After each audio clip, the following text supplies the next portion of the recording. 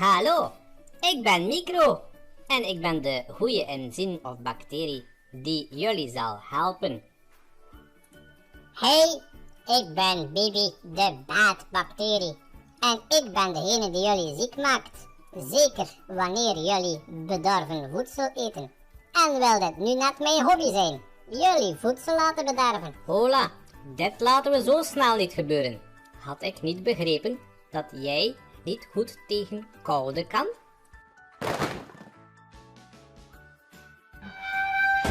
Haha, Micro. Maar als je denkt dat je daar mij mee liggen hebt. Ja, een grote mond, maar een klein hartje. Zie je wel, ik kan niet tegen koude. Dan valt hij direct in slaap.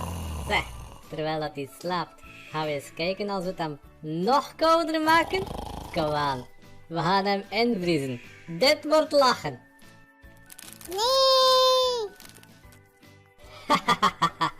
Nee! Ja, meneer de ervaren poolreiziger. Wat dacht je? Nu heb je zoveel niet meer te zeggen, hè?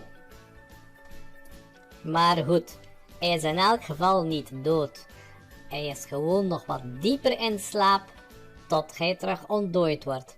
En dan is hij weer helemaal zichzelf. Bibi, de baatbacterie. Oké, wat hebben we geleerd vandaag? Als we de slechte bacterie afkoelen tot een 6 tot 8-tal graden, dan valt die lekker in slaap. Als we die nog verder afkoelen tot onder het vriespunt en zelfs tot min 20 graden, dan gaat hij in een hele diepe slaap en kan hij nauwelijks nog schade aanrichten. Hij blijft wel leven, want eenmaal we hem ontdooien, is hij weer klaar wakker.